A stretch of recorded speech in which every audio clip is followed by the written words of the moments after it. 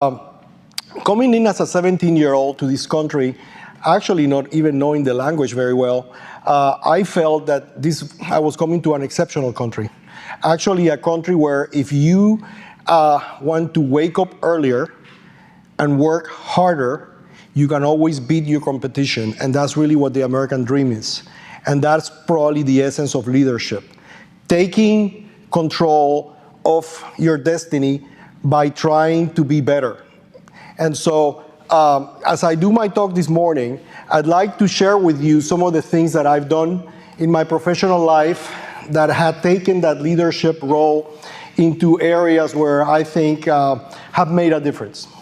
Back in my days in Texas, as they mentioned, I ran a very large engineering and construction firm in Houston. We peaked at about 5,000 employees. So as I went to Washington, D.C., and I formed my firm, I started pursuing major multinational projects. And little did I know that a few years later, I was going to have the role of leading the pursuit of what at that time was the world's largest infrastructure project. And every story you hope that has a good ending, and so the good ending is that we actually ended up winning it, because you love to pursue something, but you love it a little bit better when you win it. And so my firm in Washington was hired to put together a team to pursue the Panama Canal expansion. And that's the project that I'm going to show you some information today.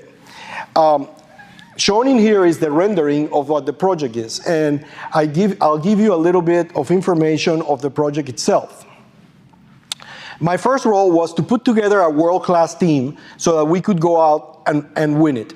So I went to Spain and I found one of the top 5 engineering and construction companies in Spain to be part of the team. And that's SACIR, SYV. I went to Milan in Italy and I found the #1 company for water systems in the world. As you know, the canal is a water project. Then I went to Belgium and I found the #1 marine structure company in the world. Those of you that have seen pictures of these structures in the Middle East, you might have remembered seeing a structure that looks like a palm in the sea. It's a dredging project that Jean de Noul out of Belgium has done, and that they are the #1 marine company in the world. And then I went to Panama because all construction is local. And CUSA is the largest construction company in Panama, and I tied them into the project.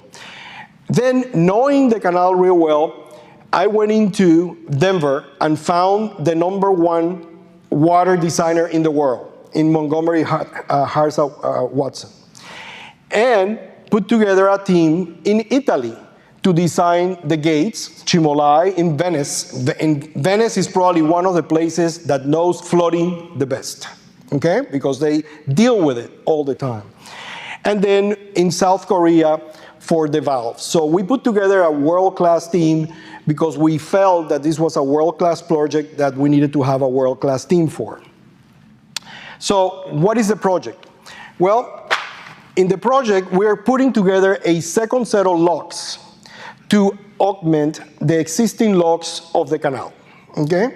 And so as you see there, the Miraflores locks, the existing locks, we're gonna put a second set, and in the Gatun locks, we're gonna put a second set to allow the larger ships to go through. So what are these ships like? Today, you can see the existing locks. You can see the existing ships that go through the canal today. They're called Panamax. They're designed so they fit in the Panama Canal.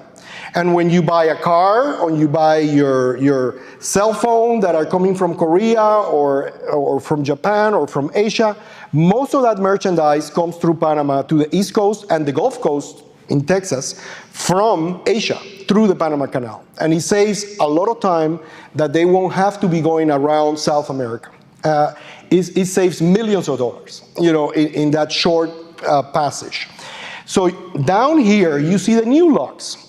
And what is significant about the new locks is that the new ships that are being built to go into the new canal are called post-Panamax ships. Those ships are going to be able to take 3 times as much cargo as the existing ships that are being able to go through right now. And so what you see down below in here, that is the new set of locks that we're building right now. One of the good things that we're doing, sitting with one of our students, that she was talking about being interested in the environment. When the original canal was built in 1914, well, at that time, they probably were not as tough on the environment as we're now. And when they pass a ship in the existing canal, all the water, all the fresh water is releasing to the sea. That's a lot of waste of water. In the new system that we're designing, we're reusing the water. We're being more environmentally friendly. So actually, the new canal, even though the ships are larger and the volumes are larger, is using 80% of the water that the old canal was using. So I think this is a project that is very environmentally friendly because it also cares about how the resources are used.